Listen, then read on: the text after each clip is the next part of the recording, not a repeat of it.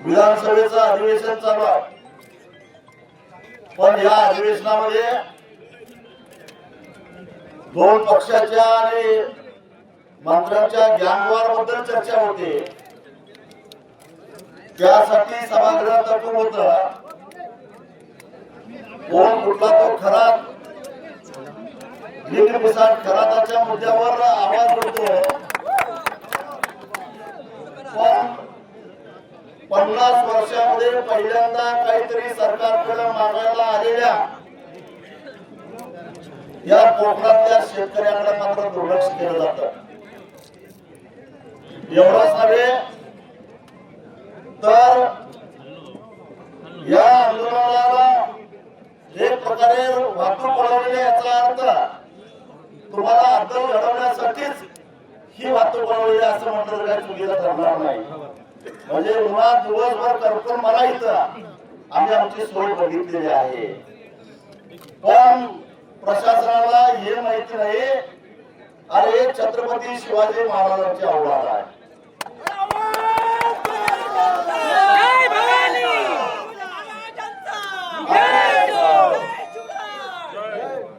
छत्रपती शिवाजी महाराजांचे मावळे आहोत। कात्रजचा घाट कसा दाखवायचा आम्हाला चांगलं माहिती आहे, आणि शहीद देवराची बोट कशी छाटायची हेही चांगलं आम्हाला माहिती आहे।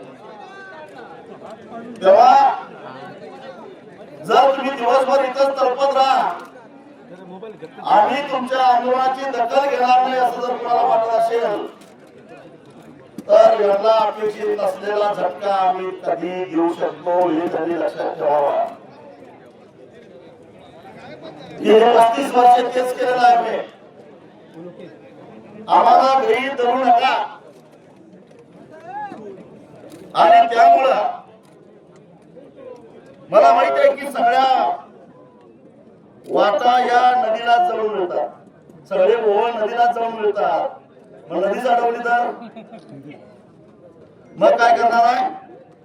आणि एक लक्षात ठेवा, हे झाल्यानंतर संपलेलं नाही। एक दिवस या मुख्यमंत्र्यांच्या घरावर धडक दिल्याशिवाय सोडणार नाही, हेही लक्षात ठेवा।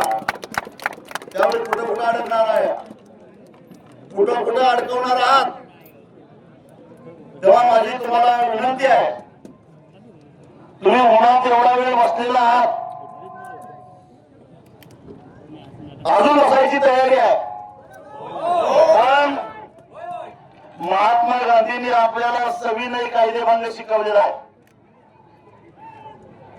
सविनय कायदेभंग याचा अर्थ काय? सविनय कायदेभंग याचा अर्थ असा होतो की विनम्रपणानं नम्रपणानं कायदा मोडायचा, कायदा तोडायचा आणि सरकारची एक प्रकारे अडवणूक करायची, याचा अर्थ सविनय कायदेभंग। आम्ही देश करायला इथं आलेलो आहोत, तेव्हा सरकारची अडवणूक होणार नसेल तर कुठे अडवणूक होणार आहे हे तुम्हाला माहिती आहे। आता जर का उन्हाळ्यामध्ये आपण इथं एकत्र बसत असलो तर उन्हामध्ये 5-6 किलोमीटर चालायला तुम्हाला काय अवघड आहे का? राजू शेट्टी तुम आगे बढ़ो, हम तुम्हारे साथ हैं। राजू शेट्टी तुम आगे बढ़ो, हम तुम्हारे साथ हैं।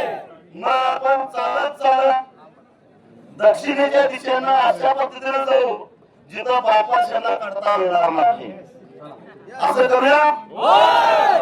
आणि तिथं गेल्यानंतर आपण आंदोलन चालू करू आणि पुढे काय करायचं ते तिथे गेल्यावर करू। राजू शेट्टी तुम आगे बढ़ो। सगळ्यांनी गाड्या इथंच ठेवा, गाडीला ड्रायव्हरला दिल्यानंतर घेऊन यायला सांगा। आपण सगळ्यांनी चालत जायचं, चालायला जमणार आहे का नाही?